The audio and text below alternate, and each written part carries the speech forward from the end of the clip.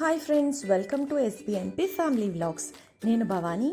ఈరోజు మన ఛానల్లో ఎంతో ఆరోగ్య ప్రయోజనాలు ఉండేటటువంటి బొబ్బర్లతో దోశను ఎలా ప్రిపేర్ చేసుకోవాలో చూసేద్దాం.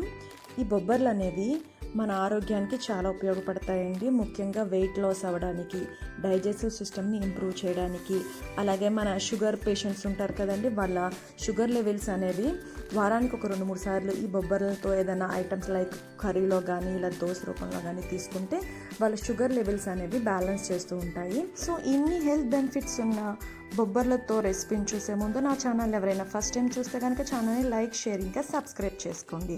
సో ప్రొసీజర్ ఏంటో స్టార్ట్ చేసేద్దాం. ముందుగా బొబ్బర్లని 6-8 గంటల పాటు నానబెట్టుకుని తర్వాత శుభ్రం చేసుకుని వీటిని ఒక మిక్సీ జార్లో తీసుకోవాలి. సో వీటిలో ఒక 4 పచ్చిమిర్చి, అలాగే 1 ఇంచ్ అల్లం, వాటితో పాటు రుచికి సరిపడా ఉప్పు యాడ్ చేసి మెత్తని పేస్ట్గా చేసుకోవాలి.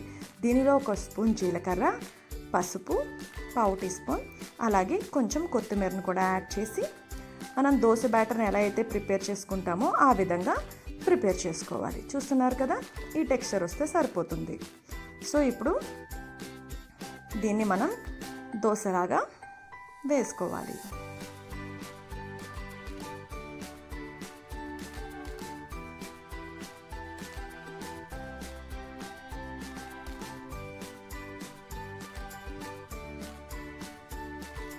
ఇది మరీ పలుచగా కాకుండా కాస్త కొంచెం మందంగానే వస్తుందండి. ఇప్పుడు దీనిపైన కాస్త తురుముకున్న ఆనియన్స్, అలాగే తురుముకున్న కొబ్బరి, అలాగే తురుముకున్న క్యారెట్ని, వీటినన్నింటినీ మంచిగా స్ప్రెడ్ చేసుకుని మీడియం టు లో ఫ్లేమ్లో ఉంచుకుని చక్కగా దోరగా కాలే వరకు దీన్ని మనం ఉడికించుకుందాం. దీన్ని లిడ్ పెట్టి అయినా ఉడికించుకోవచ్చు, లేకపోతే ఇలా అయినా ఉడికించుకోవచ్చు అండి. మనం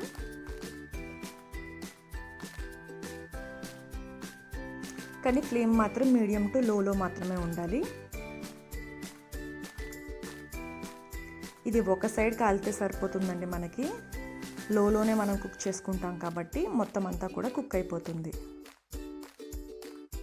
చూస్తారు కదా, ఒకసారి బ్యాక్ కూడా టర్న్ చేసేద్దాం. అంతేనండి, ఎంతో ఈజీగా అండ్ మరి ఎంతో టేస్టీగా ఉండే బొబ్బర్లతో దోశ రెడీ అయిపోయింది. మీరు తప్పకుండా ట్రై చేయండి. మీకు ఎలా వచ్చిందో నా కామెంట్స్లో చెప్పండి. ఈ వీడియో మీకు నచ్చినట్లయితే నా ఛానల్ని లైక్, షేర్ ఇంకా సబ్స్క్రైబ్ చేసుకోండి. నెక్స్ట్ వీడియోతో మళ్ళీ కలుద్దాం. అంతవరకు బాయ్.